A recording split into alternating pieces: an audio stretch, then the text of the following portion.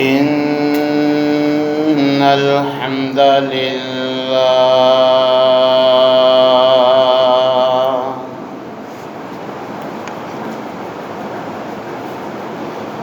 نحمده ونستعينه ونستغفره ونعوذ بالله من شرور أنفسنا ومن سيئات أعمالنا من يهده الله فلا مضل له ومن يضلل فلا هادي له وأشهد أن لا إله إلا الله وحده لا شريك له وأشهد أن محمدًا عبده ورسوله أما بعد فإن خير الحديث كتاب الله وخير الهدي هدي محمد صلى الله عليه وسلم وشر الأمور محدثاتها وكل محدثة بدعة وكل بدعة ضلالة وكل ضلالة في النار.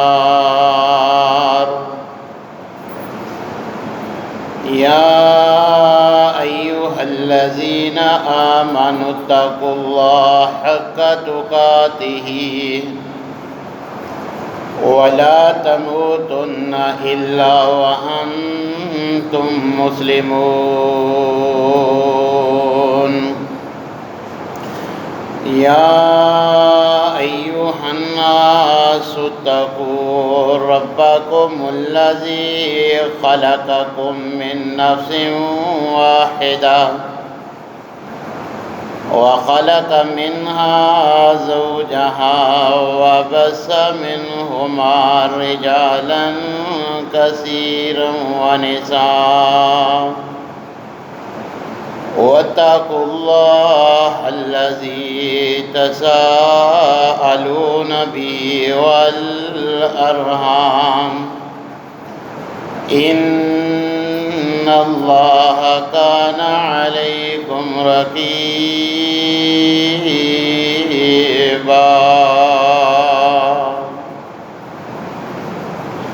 يا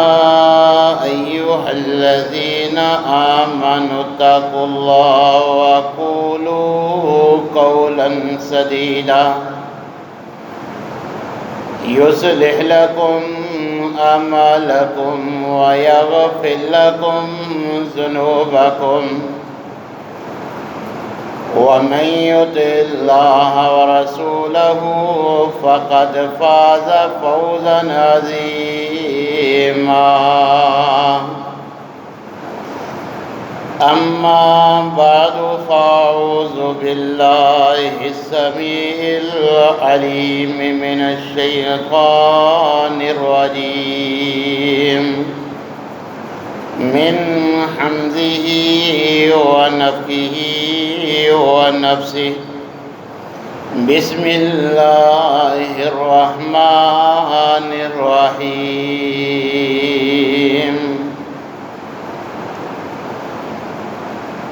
قال الله عز وجل في التنزيل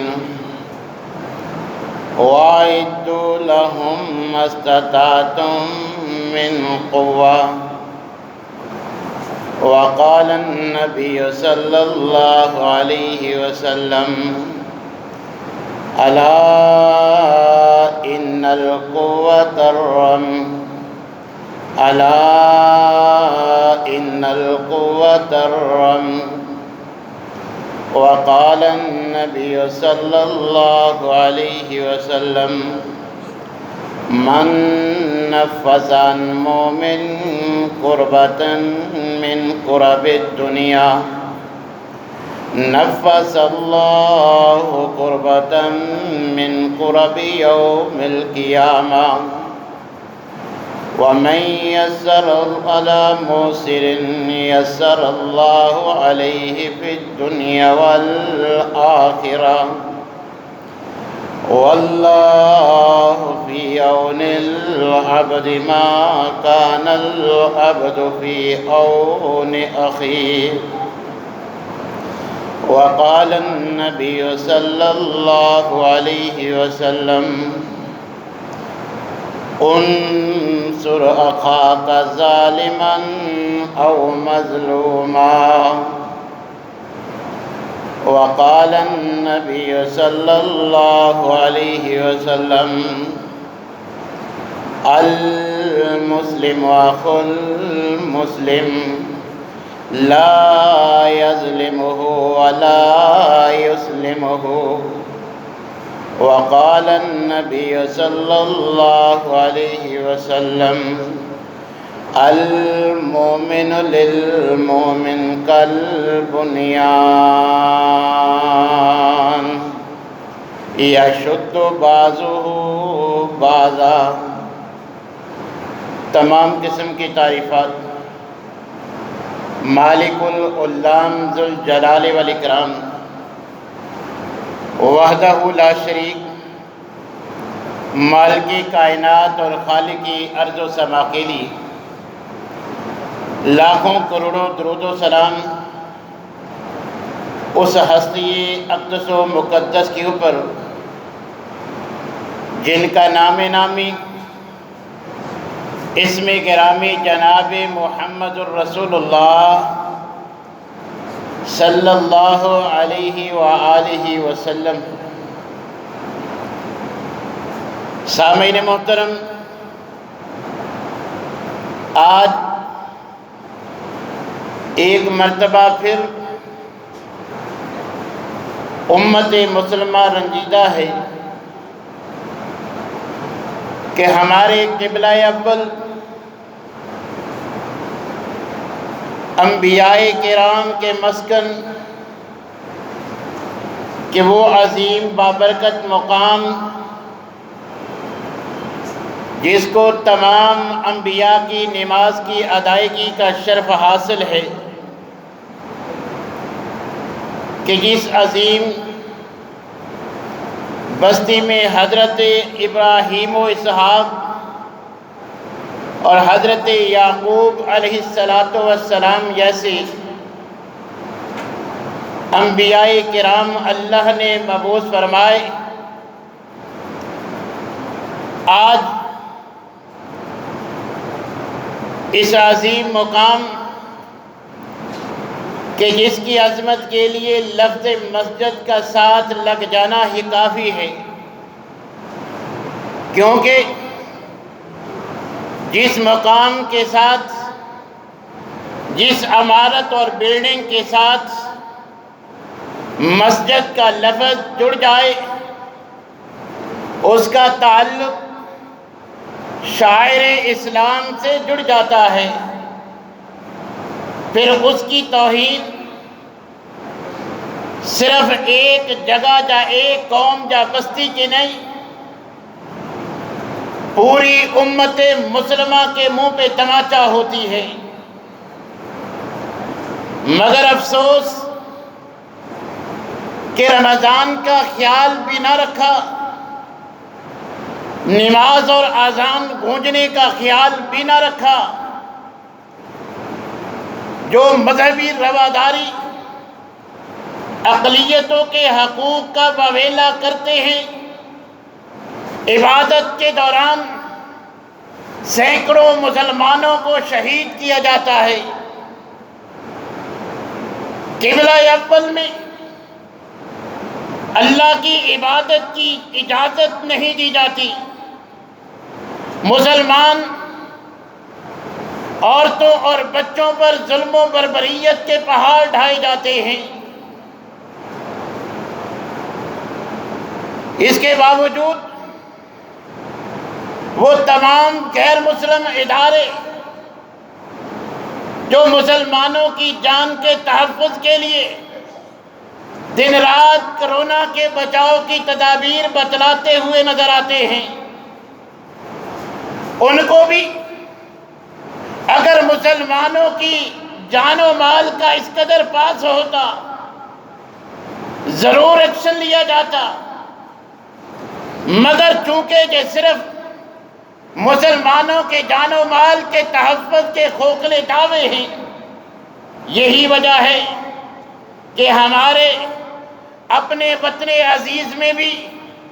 ایسی لابی جو مختلف حیل و بہانوں سے اسلام پہ طنز کرتی نظر آتی ہے، کہیں ان کو عورت سے اپنے جوتے اور موزے معلوم کرنا ظلم نظر آتا ہے، سالن پکانا گرم کرنا عورت پہ ظلم و تشدد نظر آتا ہے، شوہر کا پردے کی پابندی کروانا مسلمان عورت پہ ظلم نظر آتا ہے، مگر ان آنکھوں کو نہ فلسطین کی عورتوں کا ظلم نظر آتا ہے، نہ کشمیر سے بلکتے ہوئے بچوں کی آواز سنائی دیتی ہے، سال ہر سال سے قید و بند کی صعوبتوں برداشت کرنے والے مرد و عورت وہ شیرخوار بچے کشمیر میں نظر نہیں آتے، اور کہ حالیہ فلسطینیوں کے اوپر ظلم کے پہاڑ ڈھاتے ہوئے نظر نہیں آتے، مگر ان کا کیا افسوس، ہمارے اپنے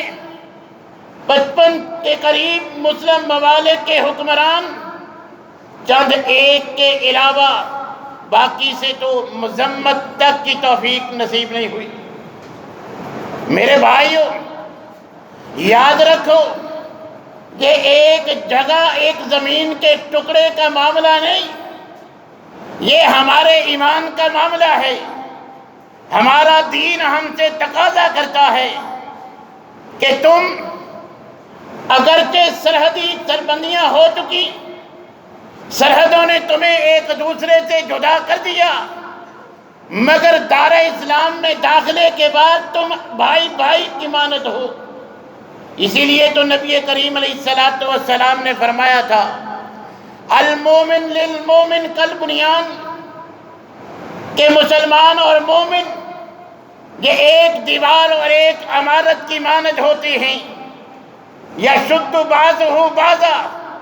کہ جس کا ایک حصہ دوسرے حصے کو مضبوط کرتا ہے، جیسے دیوار کی ایک اینٹ دوسری اینٹ کو مضبوطی کا باعث ہے، اسی طرح ایک مومن دوسرے مومن کا، ایک مسلمان دوسرے مسلمان کا اسی طرح دست و بازو ہے۔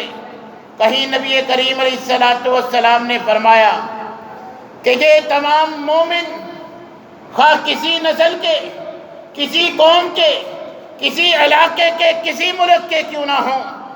مگر کلمہ طیبہ نے ان میں ایسا رشتہ اور ناطہ جوڑ دیا ہے کہ اب ان کی مثال ایک جسم کی مانند ہے۔ جیسے جسم کے کسی ایک عضو کو تکلیف پہنچتی ہے، پورا جسم درد محسوس کرتا ہے، اسی طرح یہ امت مسلمہ کی مثال ہے۔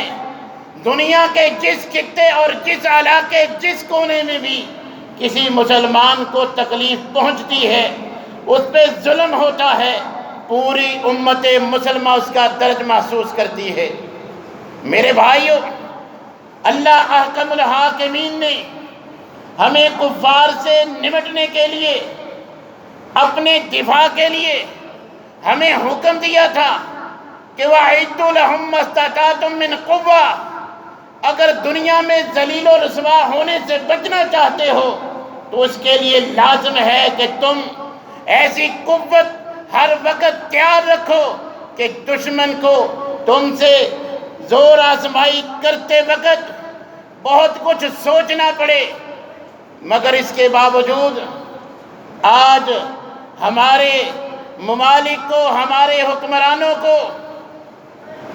ٹرک کی بتی کے پیچھے لگا دیا گیا کہ اپنے ملک کی معیشت کو مستحکم کر لو، ترقی کر جاؤ گے، ترقی یافتہ بن جاؤ گے، تعلیم کو عام کر دو، تمہارے ملک میں تعلیم عام ہو گئی، ملک ترقی کر جائے گا۔ حالانکہ نبی کریم علیہ الصلوۃ والسلام نے اپنی زندگی میں فرما دیا تھا، الا ان القوۃ الرمی، الا ان القوۃ الرمی، خبردار امت محمدیہ کے لوگوں، تمہاری قوت نہ معیشت میں ہے نہ تعلیم میں ہے، تمہاری قوت رمی میں ہے۔ اور رمی تیر کے علاوہ بھی جتنے اسلحہ دشمن پہ پھینکا جاتا ہے وہ سب کو رمی شامل ہے۔ عرب میں تو تیر پھینکنے کو رمی کہا جاتا ہے، مگر عربی لغت کے اعتبار سے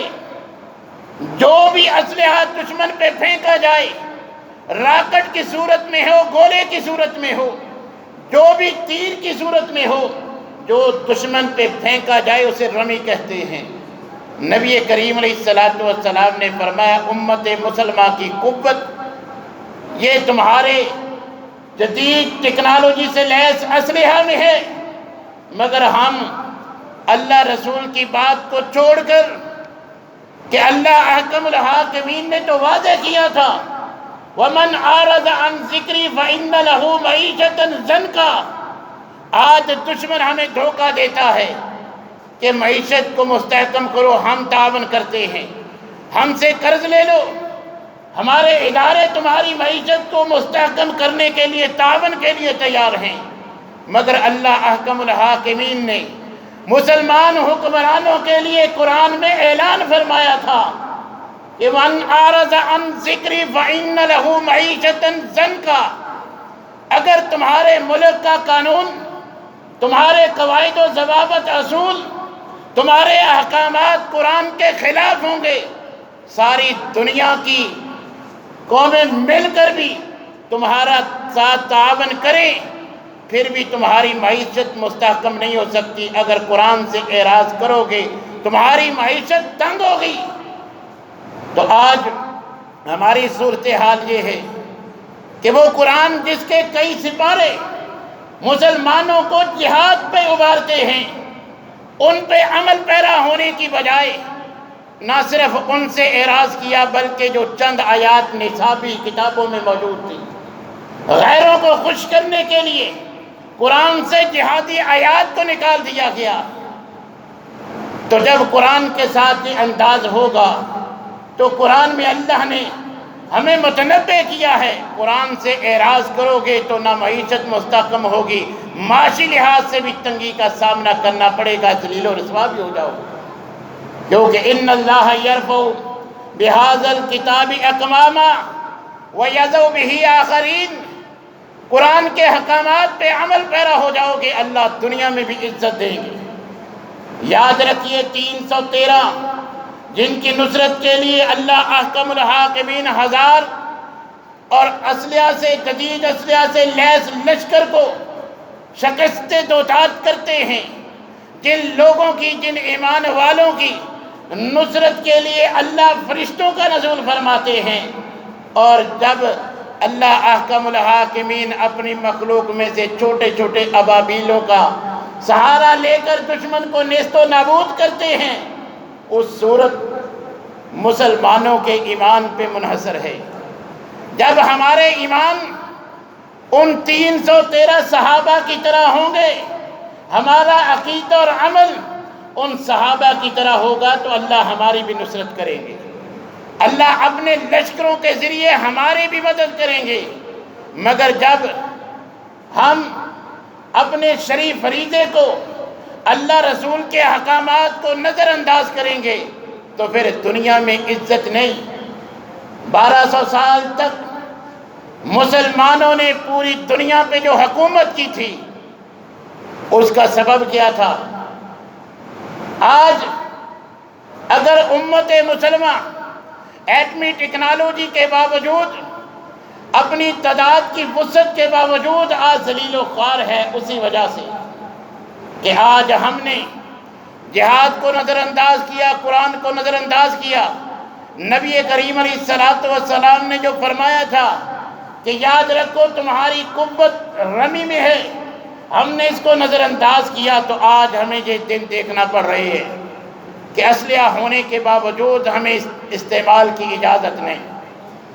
پیسہ ہونے کے باوجود اسلحہ خریدنے بنانے کی ہمیں اجازت نہیں۔ سبب کیا ہے؟ سبب کتاب و سنت سے دوری ہے۔ نبی کریم علیہ السلام نے کامل مومن بننے کے لیے ہمیں فرمایا تھا، یاد رکھو لا یؤمن احدکم حتی یحب لاخیہ ما یحب لنفسہ، تم میں سے کوئی انسان اس وقت تک کامل مومن نہیں بن سکتا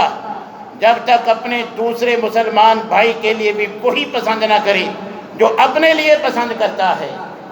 اس حدیث پہ عمل کی صورت تو یہ تھی کہ ہر اسلامی ملک کے پاس وہ ہتھیار، وہ اسلحہ ہوتا جو کسی اسلامی ملک نے ایجاد کیا ہے، بنایا ہے۔ ہر مسلمان حکمران ان سے خرید کے اپنے دفاع میں وہ ساری چیزیں شامل کرتا، اور مسلمان اس کو اپنا مذہبی فریضہ سمجھ کے کہ جیسے ہم اپنے دفاع کے لیے یہ سارا معاملہ کرتے ہیں، جو ہمارے دیگر مسلم ممالک ہیں، وہ فلسطین ہوں، وہ اسی طرح کشمیر کے مسلمان ہوں یا دیگر مسلمان ممالک ہوں، ان کے ساتھ دفاعی تعاون، اور اسی طرح جو اپنے لیے دفاع کے لیے پسند کرتی ہیں ان کے لیے بھی پسند کیا جاتا، تو آج یہ امت پہ نوبت نہ آتی۔ مگر افسوس کہ ہم اپنی ذمہ داری ادا کرنے کے لیے تیار نہیں، بس حکمرانوں پہ کوستے ہوئے اپنے فریضے کو سمجھتے ہم نے ادا کر دیا۔ یاد رکھو ہر ملک کے ساتھ ہمارا بھی ایک تعلق ہے۔ پہلے فرانس نے نبی کریم علیہ السلام کی شان میں گستاخی کی، ہم نے مطالبہ رکھا کہ سفارتی تعلق ختم کیا جائے، مگر اب اسرائیل نے شاعر اسلام میں سے قبلہ اول کی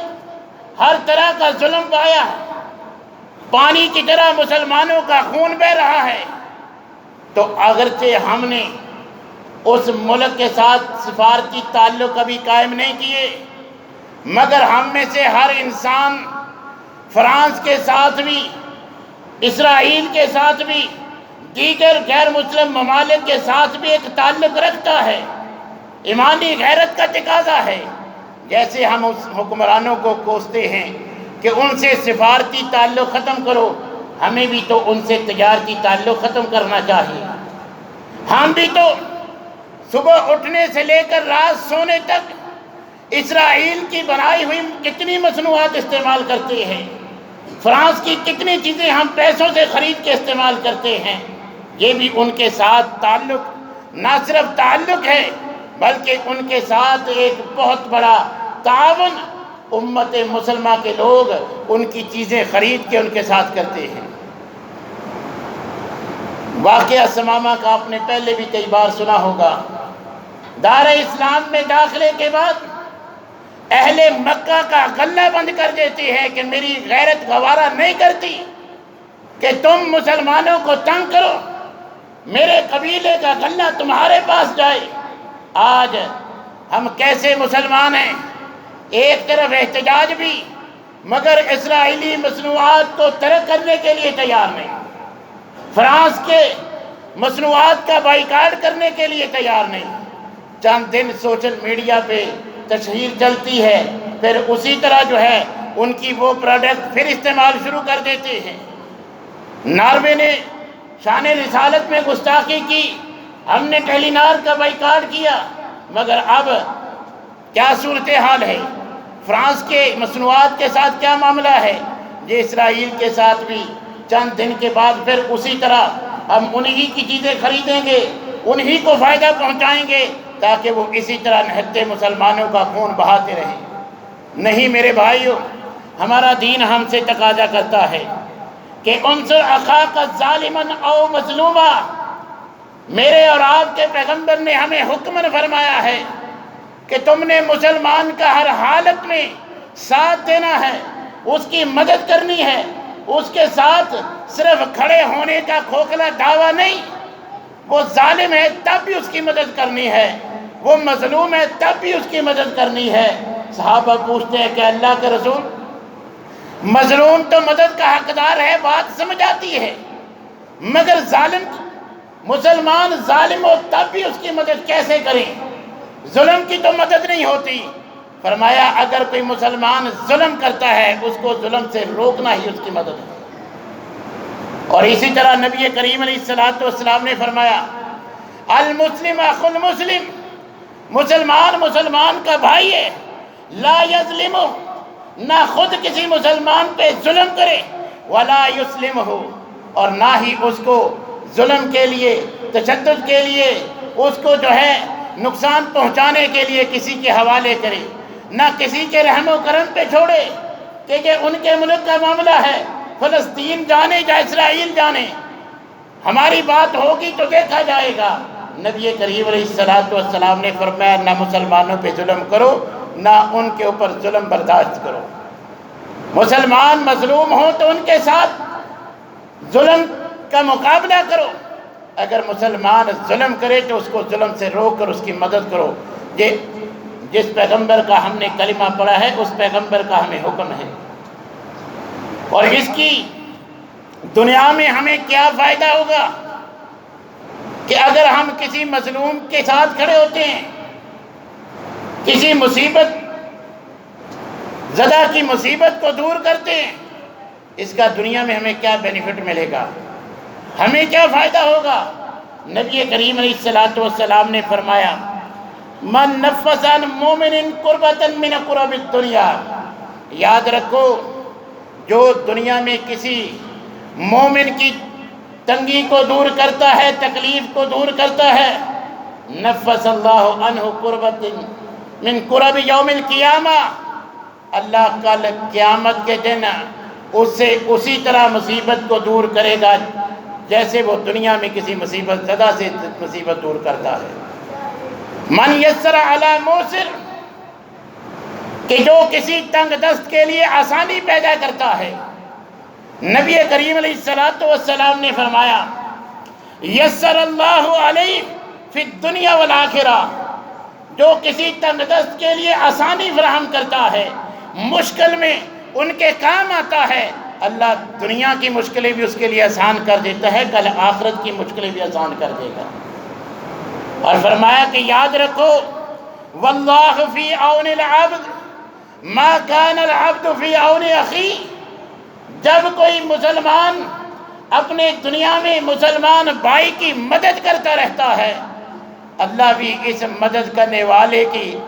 مدد میں مصروف رہتا ہے، مدد کرتا رہتا ہے، جو اس کو ضرورت ہوتی ہے اللہ اس کو عطا کر دیتا ہے۔ نبی کریم علیہ السلام نے فرمایا کہ انما المومنون اخوہ، کہ تمام مسلمان اور مومن آپس میں بھائی بھائی ہیں، جیسے حقیقی بھائی ہوتے ہیں اسی طرح تم نے دوسرے مسلمانوں کا خیال رکھنا ہے۔ کہیں نبی کریم علیہ السلام نے فرمایا کہ اگر کسی مسلمان کی مصیبت کو دور کرو گے، مصیبت میں اس کے کام آؤ گے، تو اللہ احکم الحاکمین اس کے بدلے میں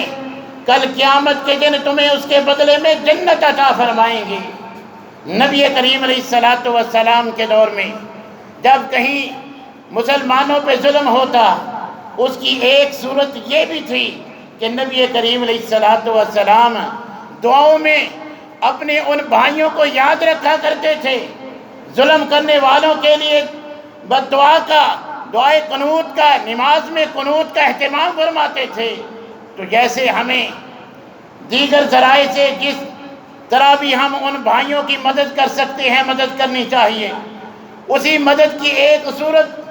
فرضی نمازوں میں دعائے قنوت، کہ جب 70 شہداء کو دھوکے سے نبی صلی اللہ علیہ وسلم سے تبلیغ کی غرض سے لے جایا گیا، پھر راستے میں شہید کر دیا گیا، تو 1 مہینے تک نبی کریم علیہ السلام دعائے قنوت کا اہتمام فرماتے رہے۔ تو لہذا جب بھی کسی علاقے پر مسلمانوں پہ کوئی ایسی مصیبت آن پڑتی ہے تو باقی مسلمانوں کو دعائے قنوت کا اہتمام کرنا چاہیے، اپنی دعاؤں میں کثرت کے ساتھ اللہ سے ان کے لیے دعائیں کرنی چاہیے۔ کہ اللہ ان کی نصرت اور مدد فرمائے، ظلم کرنے والوں کے لیے بد دعاؤں اور اللہ احکم الحاکمین سے ان کی تباہ و بربادی کا اللہ سے سوال رکھنا چاہیے، درخواست کرنی چاہیے، کہ نبی کریم علیہ السلام کی سنت ہے۔ تو لہذا پہلے نمبر پر جو احتجاج ریکارڈ کروانے کے لیے ریلی اور جلسوں کا اہتمام ہے، ہماری ایمانی غیرت کا تقاضا ہے کہ ہم ان میں شریک ہوں، اپنے فلسطینی بھائیوں پہ مشکل کے وقت ان کا ساتھ دینے کے لیے اظہار یکجہتی کریں۔ دوسرا، اپنی دعاؤں میں ان کو یاد رکھیں، اور جس انداز میں بھی، جس فورم پہ بھی، سوشل میڈیا کا یا دیگر کوئی لکھ کے،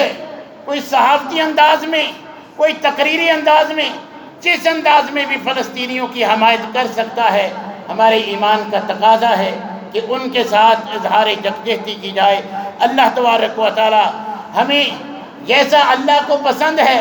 پوری امت مسلمہ کو بھائی بھائی،